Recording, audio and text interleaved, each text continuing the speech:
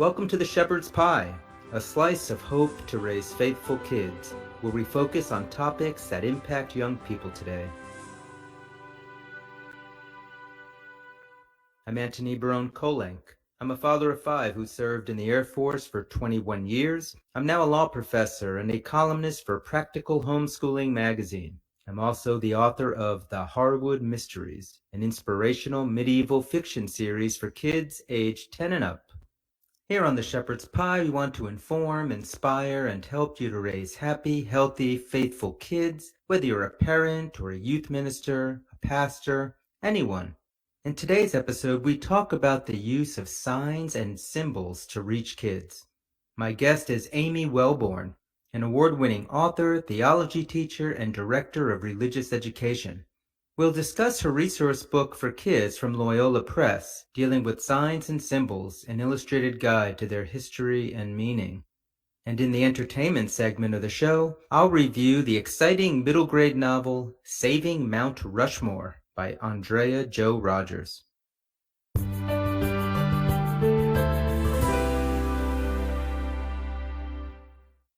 If you think about it, there are signs and symbols everywhere around us. Everywhere we look, there's symbols of our identity, of our country, the flag of the United States. We use these symbols to copyright our novels with a little C with the circle around it, and we might even use it to show what school we went to, what hobbies we have. They are a reflection of who we are. And when you look at our faith, the Christian faith is filled with symbols and signs, whether it's the cross, whether it's manna, the water of baptism, the bread and the wine that we see at communion, the shepherd's staff representing Jesus as the good shepherd. But do our kids understand what all these signs and symbols mean? Do we even understand what they mean? Some denominations have more of these symbols than others incorporated into their everyday lives. And that's one of the beauties of our faith, is that when you start to look for these symbols and signs and you start seeing what they mean, they take on a very special significance in our lives, in the things we do, the worship that we give, the service that we offer. And we might not even have realized that those symbols and signs were in there until they were pointed out to us, and we realized how much more our worship could be enriched through these signs and symbols. So what about our kids? If we could barely understand what these signs and symbols mean, how are we supposed to pass that on to them? In our interview segment, I speak with Amy Welborn, who has extensively researched the many signs and symbols of our faith and put them together in this wonderful illustrated resource book for kids that helps them to understand why we have these signs and symbols and how they can better relate to their meaning.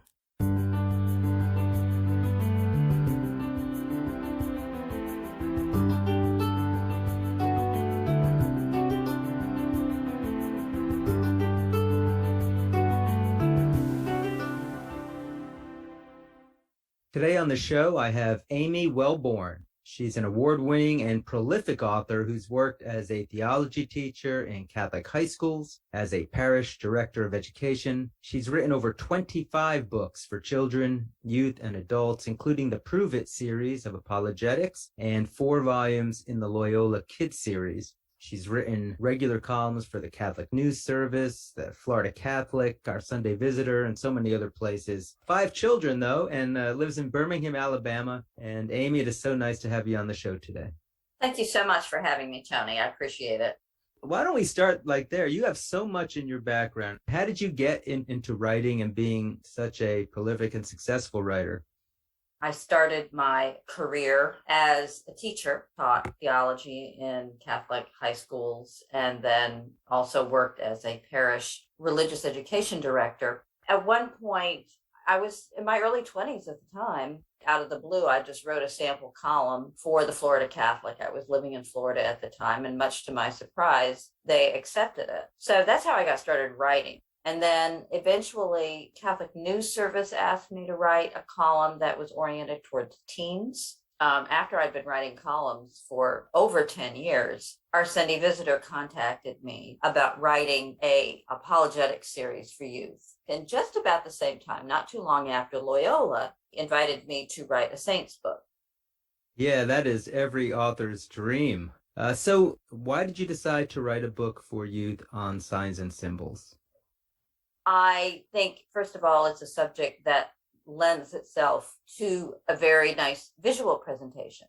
And I also think that it's an essential and important element of catechesis, of religious formation, especially for children, and especially for children who are pre-verbal or whose reading skills are not great or who don't read much. Visual signs and symbols are a gift from God, and they're essential in coming to a deep understanding of our faith. And they're kind of a way in which children come to an understanding of various concepts in the faith far before they can read about them in a book. What age range would you say your book is for, and how do you see it being used? Preschool, really, on up to probably late middle school. The structure of the book is very smart on this line. I can say that because I can't take credit for it. It was somebody else's idea. It was an editor at Loyola who came up with the idea of, for each entry, for each sign or symbol, we would have a 2-page spread. And on the left hand side would be a big color, beautiful color picture, plus a short, 75 to 100 word, very basic definition, an explanation of that sign or symbol suitable for a young child's understanding. And then the facing page would have a longer, maybe 300 to 400 word explanation with a little more depth that would help both an older child and even an adult have a deeper understanding of the sign or symbol. I could see it being used in a home, definitely being used in a classroom as a resource. It's a reference book, really. And for our listeners who might not appreciate that there is a difference between a sign and a symbol, what's the best way to really capture that distinction? Both a sign and a symbol stand for something else, but a sign does so in a simpler way. So, for example, a word is a sign. A symbol is more complex. It's less direct. So a heart, and it has more layers and so on. And so much of our faith, whether we recognize it or not, seems to be tied to these signs and symbols. What are some of the signs and symbols that you felt were the most important ones to include in this book? The signs and symbols I think that are most important are those that a child would see a lot of, and whether that be in a church building, in their classroom, at home. So, of course, cross, crucifix, images of the Blessed Virgin, Madonna and Child, even objects like a rosary, sacramental signs, sacramental matter, water, words, bread, wine, oil, and so on. Do you have a favorite out of all of those, or ones that you've even found are most useful when you're talking with your own kids or students? One of the things that fascinates me and has always intrigued me, and I think is a great catechetical tool, are what we call the attributes of the saints. That is, traditionally in visual art, saints are depicted with certain symbols of their life, maybe their martyrdom, maybe something else about their life. So if they see like a scrawny old man with a lion and a skull, they know it's Saint Jerome. If there's a palm in the picture, the person is a martyr. So I do enjoy that whole element of Catholic imagery, and I enjoy writing about it, explaining the attributes of saints and inviting children to look at a variety of images of saints to figure out who the saint is, and then to go deeper and to be able to use those attributes to explain to a child what the meaning and importance of this saint is and how it expresses that saint's love for Christ and how that child can do that in their own life. To me, that's very rewarding. What's really neat about what you're just talking about, the saints' attributes, is by teaching them these symbols, they're able to then, when they look at artwork throughout the ages, they would have a better appreciation for even what they're looking at. What did you find? Are there certain symbols that you found are the most difficult for young people to understand or to be able to appreciate, or how do parents address those symbols with their kids? In terms of intellectually challenging, perhaps the symbols for the Trinity are more challenging than others. But I think one of the other aspects of difficulty that parents and catechists might have in communicating not only the meaning of these signs and symbols to children, but the whole concepts, are those that are related to the suffering of Christ. that's hard to communicate to children because it's sad. And I do have a section, of course, on the Passion and Resurrection that are related to the suffering of Christ, the crucifix, but not only that, but the instruments of the Passion and so on, are challenging to present in a way that still embodies hope, that doesn't frighten a child, because you can you can look at crucifixes that are quite scary. That's probably the most challenging thing to do, to talk about those kinds of signs and symbols in a way that still embodies the final message of hope. So you mentioned the structure of the book. So I'm interested in, how did you decide to organize these different signs and symbols? That's always, to me, when I'm writing a book like this, it's always, in a way, it's the most challenging and it's kind of the most important thing, but it's also the most fun part of putting a book like this together, is determining the structure. What I decided to do was to organize the signs and symbols according to topic. So I've got a section on God, circles and triangles, the hand, shepherd, lamb, and so on. And then I have a section on the nativity of Jesus, the passion and resurrection of Jesus, Mary, the saints, and then symbols from the Old Testament like the burning bush, stone tablets, the number 40. And then we move to kind of a different way of looking at these symbols, so that I have a section on the signs and symbols that a child would ordinarily see in church, altar, tabernacle, vestments, and so on. And then at home. And then finally, the signs and symbols, and as I said, the matter that is involved in celebration of the sacraments, wine, oil, bread, hands, and words. The interesting thing to me was the fact that a couple of these signs and symbols would be seen in several places. So, for example, a cross and a crucifix, I had in 3 different sections. I had it in the section on the Passion and Resurrection of Christ, church, and then at home. And it was interesting because I could kind of pull out the different ways in which the symbol of the crucifix is used and understood within those 3 contexts. So, that was kind of interesting, being able to bring in the different signs and symbols that a child would encounter in different settings and help them understand how those signs and symbols they mean the same thing, but they have layers. We have a crucifix in church for a slightly different reason, because it calls our attention to the sacrificial nature of the Eucharist, than we do at home, which might be primarily a reminder of the suffering of Christ and his solidarity with us in our suffering.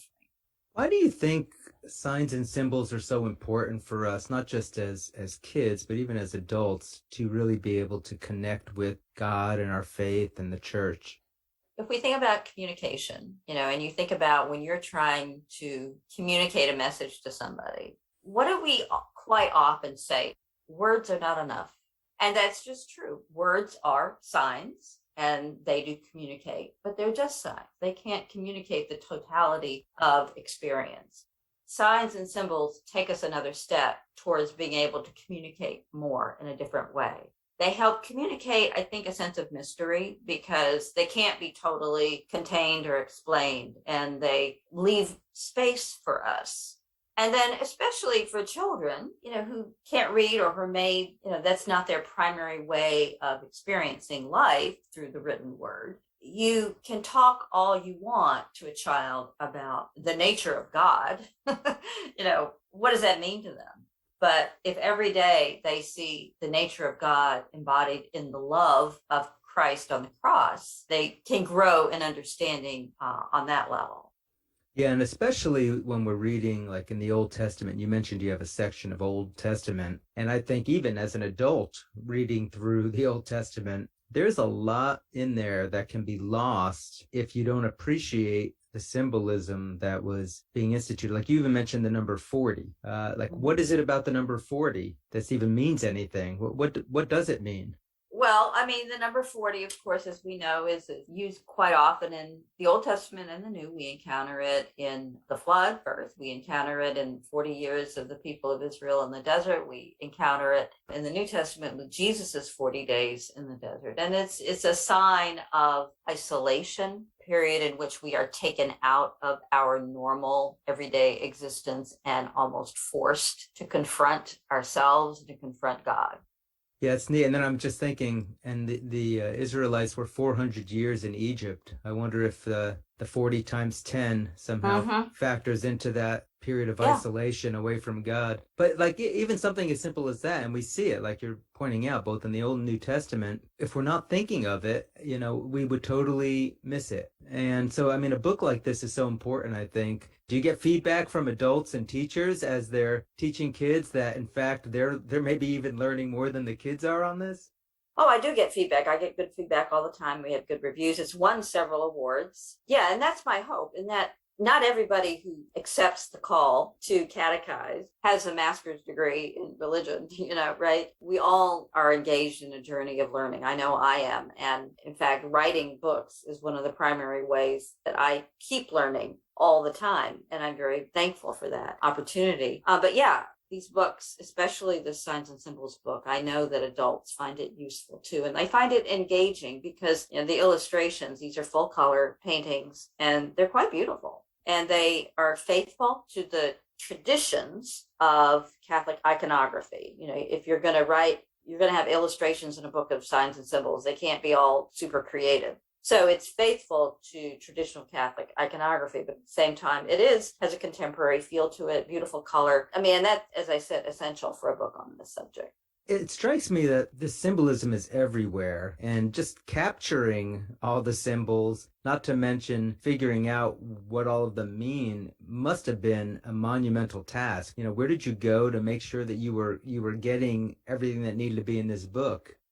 Well, I mean, of course, there's no lack of good, solid research on the history and the meaning of signs and symbols in the Catholic Church. I mean, have been around for a while. I know a lot of it and have taught a lot of it before. But in terms of resources, there are a lot of good, particularly older books that are very helpful, and websites and books just on art, because as you mentioned at the beginning, these signs and symbols are, for hundreds, if not thousands of years, were a basic element, a foundational element of Western art. And so you can't open a book on Western art without encountering a discussion of these signs and symbols, which again, as you pointed out earlier, really points to the importance of exposing our children to this. It's not just a religious and spiritual journey, which is the most important part, but it's also a cultural journey. And to take a child to a museum or even a church, just a church, a well-decorated traditional Catholic church, and for them to not know what anything means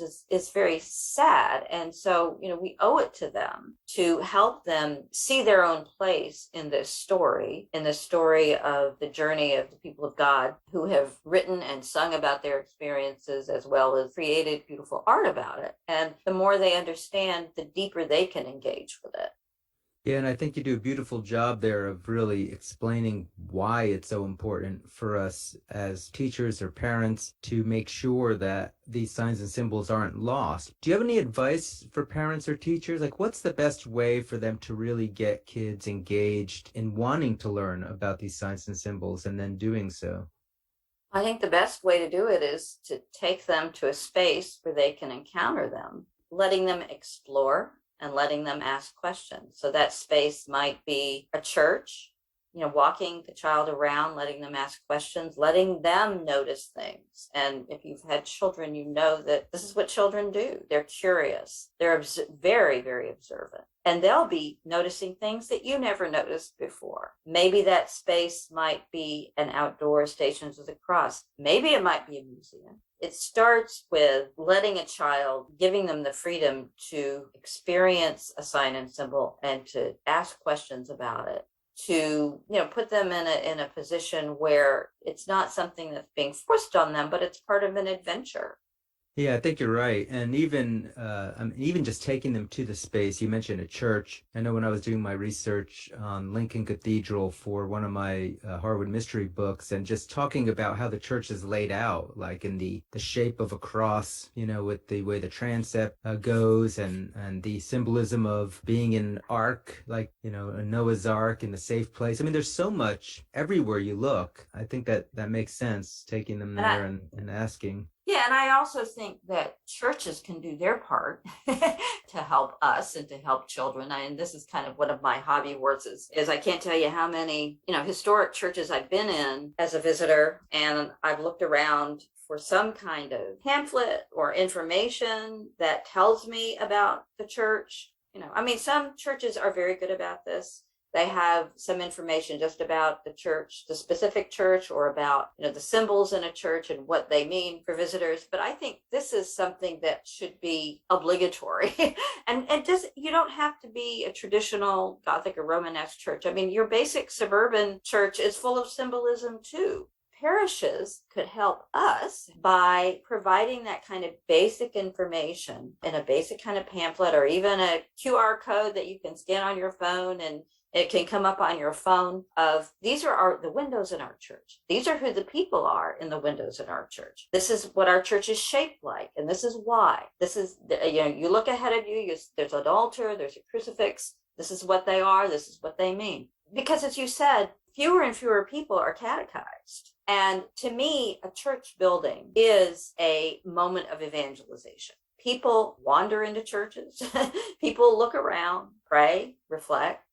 I think we should, as a church, embrace this and welcome them into this space, not just by having open doors, but welcome them by engaging them and giving them information that will help them understand what they're seeing.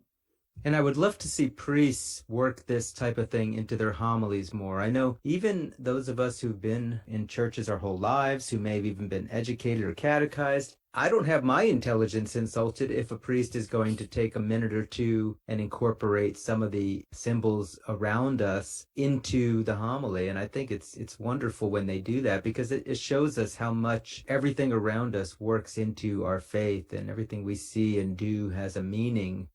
And I think a great model for this is Pope Emeritus Benedict. When you read his homilies, especially when he's traveling, he always does just what you're saying. When he would go to places where there were, important relics and so on, he would start his homily and build it around that. I think it would be very helpful. I agree. And that's why I'm so glad that your book is out there. And I hope that a lot of parents and catechists will get copies of the book. So if they wanted to get a hold of your book, what are the best places you would like them to go to do so? We always want to start with the publisher, Loyola Press. And then, we always want to support our brick and mortar Catholic booksellers. Start there, really. And if they don't have it, ask them to order it. And then it's available through all online sellers too. What about you? If they want to learn more about your work and your writings, where can they go? Well, you'd start at my website, which is www.amywelborn.com. And I have a blog where I do blog daily. And the name of the blog is Charlotte Was Both, which is a quote from the great children's book, Charlotte's Web. Just look for me in either of those places. Well, Amy, thank you so much for taking the time to be on the show today, and just really appreciated the meaning that you were able to convey to us about these signs and symbols. Well, thank you, Tony. It was a great conversation. I appreciate it.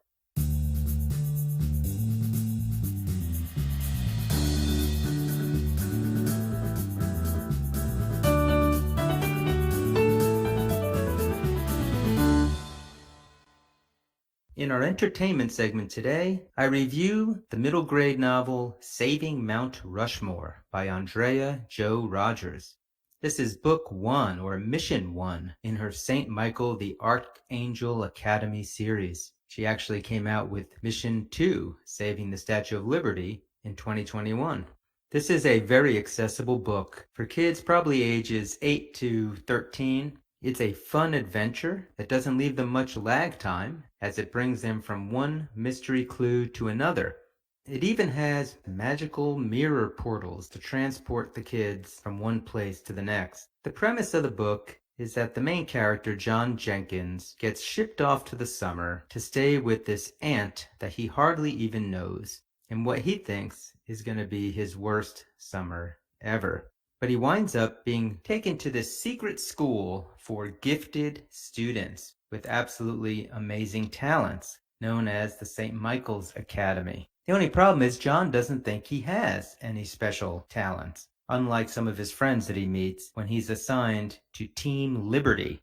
And the whole premise of this academy is that these kids use their special talents to do remarkable things. For instance, Team Liberty, where John is assigned, is supposed to help the authorities solve low-level crimes, such as other teenagers who are trying to destroy Mount Rushmore by vandalizing it.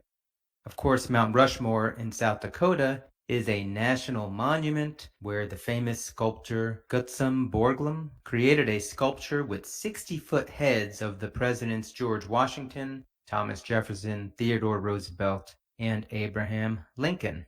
It's one of our most distinctive national monuments, but not one without some controversy behind it. And Andrea Jo Rodgers is able to bring in the amazing history of Mount Rushmore as she brings the readers through this fascinating, fast-paced mystery adventure. The book is particularly nice because you see John struggling with his own feelings of inferiority. In fact, he finds out during the book that it was a mistake that he was ever recruited for the St. Michael's Academy because he really didn't have any special gifts, or so he thinks. And yet he's able to persevere through that and continue on with solving the mystery, helping his friends using what gifts he has to save Mount Rushmore.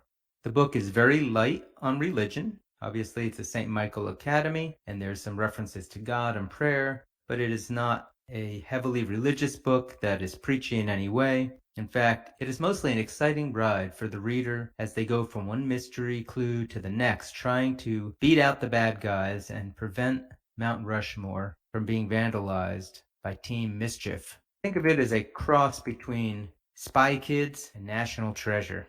The book has been very well reviewed. Parents love it. Kids love it. Lots of positive messages about friendship and faith. So if you want a book that your 4th, 5th, or 6th grader can devour, you won't want to miss Saving Mount Rushmore by Andrea Jo Rodgers.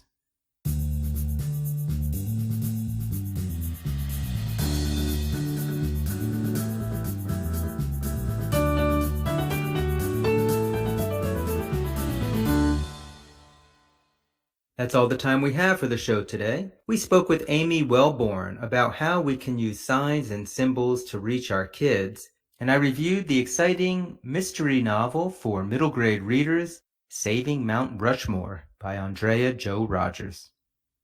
Again, this is Antony Barone Kolenc, and this has been The Shepherd's Pie. If any of you listening today have a question for me or a topic you'd like to have us cover on the show, please drop me a line on my website at antonykolenc.com. That's ANTONYKOLENC.com. Also, if you visit my website, you can learn more about my historical fiction series for kids, The Harwood Mysteries.